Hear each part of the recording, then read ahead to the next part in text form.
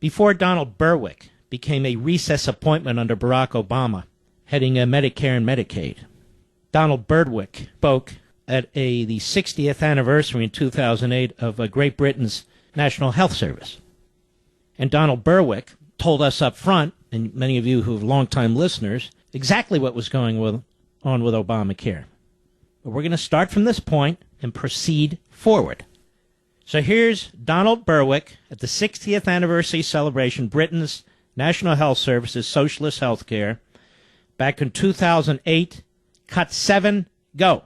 You could have had a simpler, less ambitious, less troubled plan than the NHS. You could have had the American plan. You could have been spending 17% of your GDP to make health care unaffordable as a human right, instead of spending 9% and guaranteeing it as a human right. You could have kept your system in fragments and encouraged supply-driven demand, instead of making tough choices and planning. Stop. So in other words, first of all, his figures are screwed up, but you have to expect it from these guys now. But he's attacking free market health care, and we haven't had free market health care for 70 years, 80 years. But he's attacking capitalism. Go ahead. You could have made hospitals and specialists, not general practice, your mainstay. You could have obscured, you could have obliterated accountability, or left it to the invisible hand of the market, instead of holding your politicians ultimately accountable for getting the NHS sorted. Stop. See, these guys really are fanatics. They're fanatics. And you can hear the arrogance dripping from this guy's words. This is this Donald Burwick, who became a key player in the Obama administration soon after giving the speech a few years later, embracing centralized socialist health care, which, frankly, in Great Britain is a complete disaster. A complete disaster. Try and see a dentist in Britain, which explains a lot when they smile. But I like the Brits. That's beside the point. Attacking the invisible hand. That's Adam Smith, who was a contemporary in many ways of the framers of the Constitution, the founders of our country, and widely regarded and respected. See, these people hate liberty, they hate individual sovereignty, they hate private property rights, they hate the whole notion of unalienable rights. These are masterminds. I write about them in Ameritopia, and I write about them in Liberty and Tyranny. These are masterminds, self-appointed phony experts who pretend to know everything when they know nothing. But listen to how full of himself this guy is. Go ahead. You could have let an unaccountable system play out in the darkness of private enterprise. Stop. See, the darkness of private enterprise, unlike the lights and the gulags in all these genocidal states.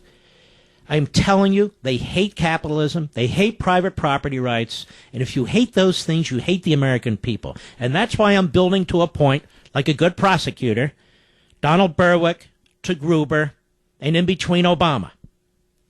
So this is not about health care. It's never been about health care. This is about centralized, iron-fisted government. And there's no better way to strangle Lady Liberty than through the health care system and through the so-called environmental system. Because people are much more willing to surrender their liberty if they think you're going to give them free health care and clean air, when in fact you're giving them tyranny. Go ahead. Accepting that a politically accountable system must act in the harsh and admittedly sometimes very unfair daylight of the press, public debate, and political campaigning. Mm-hmm. One more. Cut 8. Go.